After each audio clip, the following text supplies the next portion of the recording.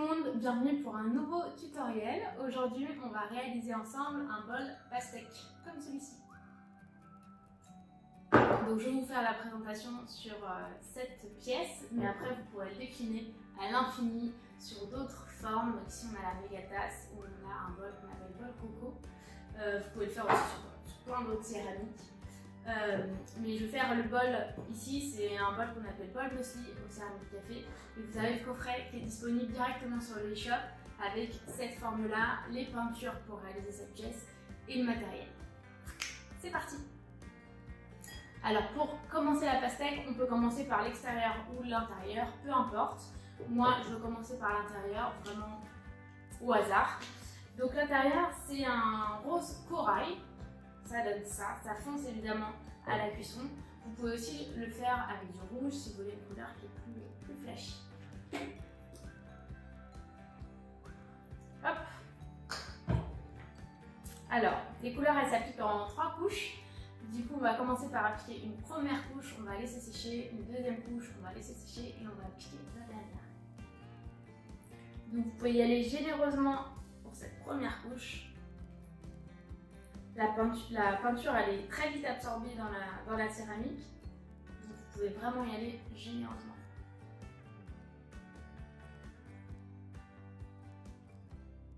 On voit encore les tracés du pinceau à la première couche, c'est normal. Vous pouvez y aller vraiment généreusement, et si vous voulez une bordure blanche, vous pouvez peindre toujours vers l'extérieur, comme ça vous allez avoir une bordure naturelle qui va se faire. Hop, et on laisse sécher. Donc la première couche elle sèche très vite parce que c'est celle qui est absorbée le plus rapidement, mais vous pouvez quand même faire une petite pause le temps que ce soit plus humide, du coup que ce soit plus brillant. Hop, et on va attaquer la deuxième couche, donc pareil, bien généreusement et toujours vers l'extérieur.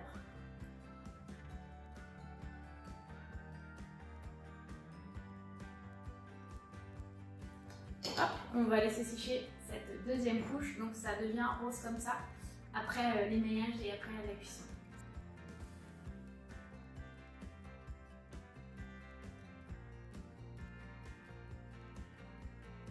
On va pouvoir attaquer la dernière couche.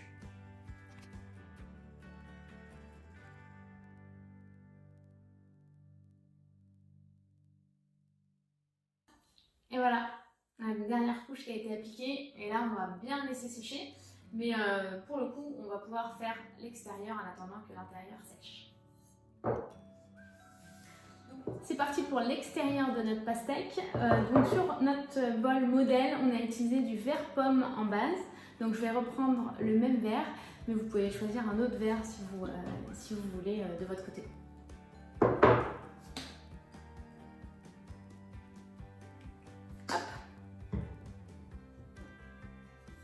Alors si votre bol il est sec, vous pouvez l'attraper directement comme ça, c'est plus simple pour peindre. Ou alors vous pouvez faire comme ça et peindre directement sur la table, sachant que la peinture se nettoie à l'éponge, donc pas de stress.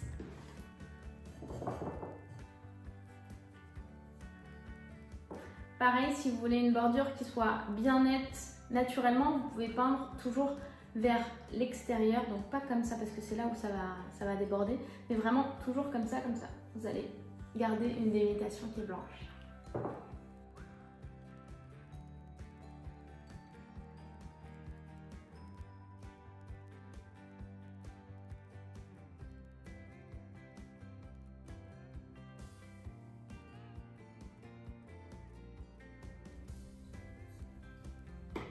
Hop, une fois qu'on a fait notre première couche de verre, on va pouvoir pareil laisser un petit peu sécher avant de passer à la deuxième couche. Une fois que votre première couche elle est sèche, donc c'est-à-dire que quand vous touchez, vous n'en avez pas sur les mains et puis c'est plus brillant, vous allez pouvoir appliquer la suite. C'est reparti.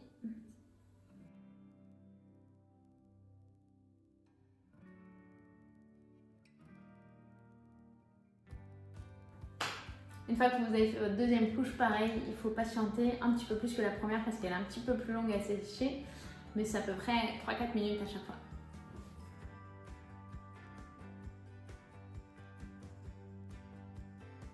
Une fois que votre deuxième couche est sèche, on va passer à la dernière couche.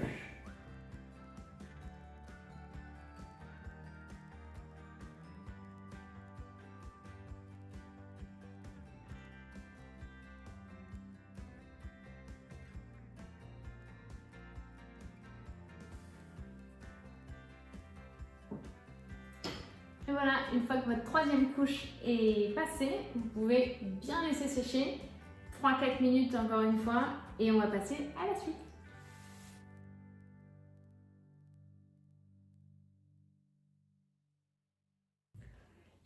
Une fois que votre dernière couche est sèche, donc vous pouvez manipuler votre bol sans problème.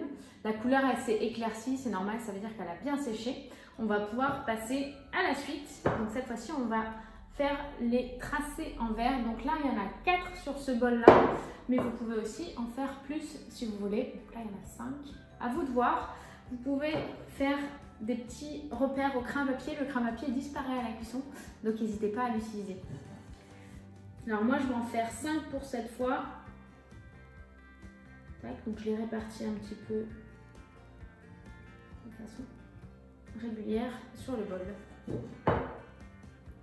Et pour ces parties vertes là, donc nous on a utilisé du verre Empire, le numéro 10, et on va l'appliquer à l'éponge. Donc pour utiliser l'éponge, vous pouvez verser votre couleur dans une palette ou alors vous pouvez prendre une assiette de chez vous si vous voulez. Vous plongez votre éponge à fond et pour éviter un surplus comme ici, vous tamponnez sur votre surface plate. Une fois que votre peinture elle est bien plate sur l'éponge, vous allez pouvoir faire votre tracé.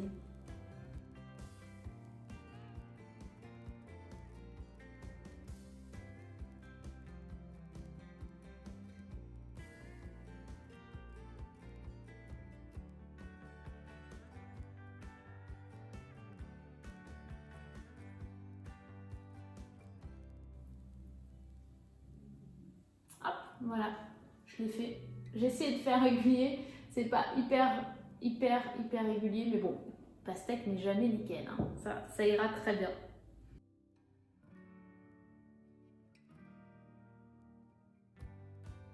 Maintenant que votre première couche est sèche, on va appliquer une deuxième, toujours à l'éponge.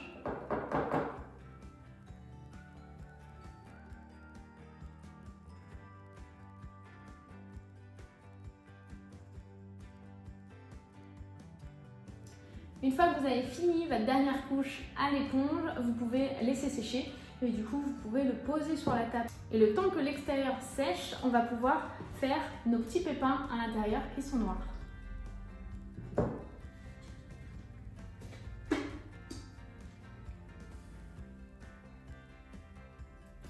Alors pour les petits pépins, vous pouvez utiliser un pinceau fin, donc côté poil, ou alors utiliser un manche de pinceau pour faire directement des formes un petit peu arrondies.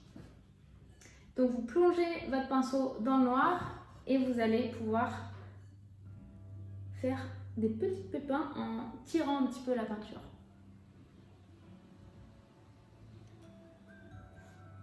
Ça donne ça.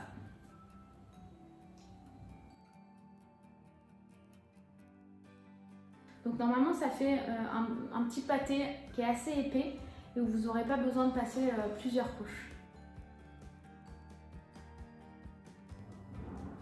Donc moi je l'ai réparti un petit peu au hasard. Si vous préférez avant, si ça vous rassure, vous pouvez dessiner vos petits pépins, enfin juste vos repères au crayon papier avant de le passer à la peinture.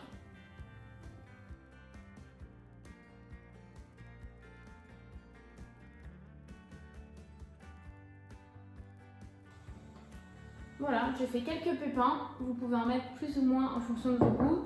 Là, ça donnait ça. Je vous montre les autres exemples. Donc dans la tasse, c'est au fond de la tasse, tout simplement. Et dans l'autre bol, c'est des plus gros pépins. Donc ça, c'est vous qui voyez.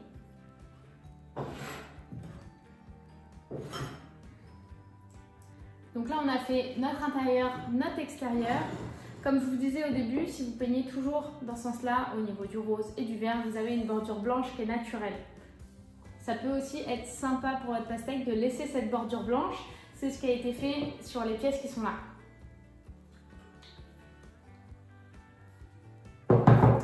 ce bol-là, il n'y a pas de bordure blanche, donc je vais vous montrer cette option-là, mais vous n'êtes pas obligé de la faire si vous voulez garder le côté blanc.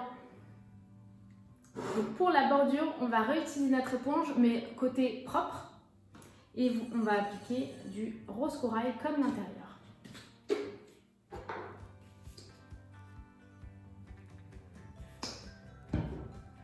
Donc vous plongez votre éponge dans la peinture, comme tout à l'heure, et vous tamponnez sur une surface plate pour pas qu'il y ait de surplus sur votre éponge. Et ensuite, vous allez venir appliquer délicatement votre éponge sur le bol et vous faites tout le tour.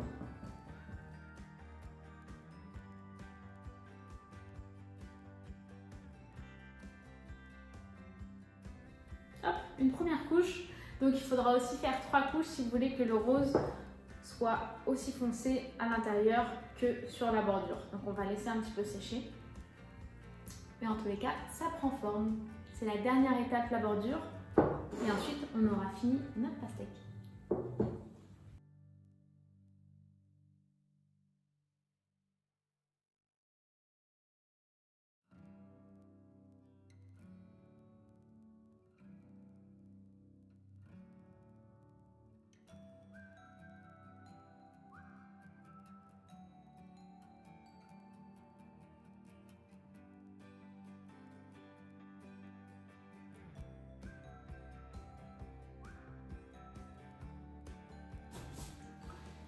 Une fois que votre dernière couche est sèche, donc normalement quand vous touchez, c'est pas humide.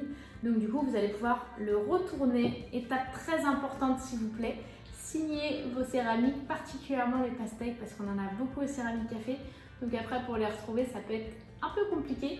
Ce que je vous propose pour signer, c'est de le faire au grattage. Donc pour ça, vous pouvez prendre un cure-dent ou une brochette en bois et vous allez creuser directement en écrivant à l'arrière de votre bol, ou si vous voulez signer, vous pouvez le faire aussi à l'intérieur, c'est vous qui voyez. Donc moi je vais écrire l'atelier Geneviève.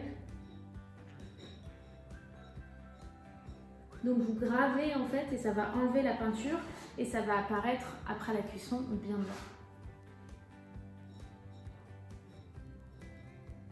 Donc il faut quand même gratter à fond jusqu'à sentir la céramique qui est en dessous.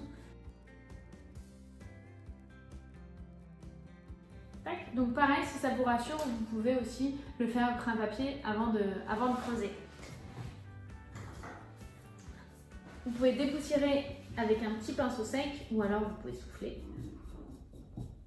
Voilà ce que ça donne chez moi.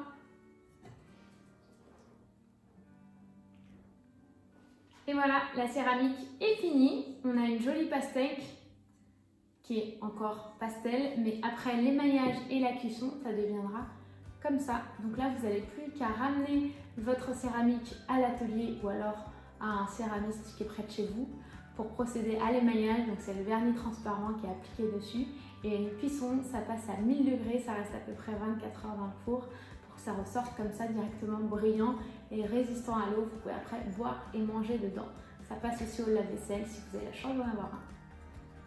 On a hâte de voir toutes vos pièces. En attendant un prochain tuto, je vous fais des gros bisous.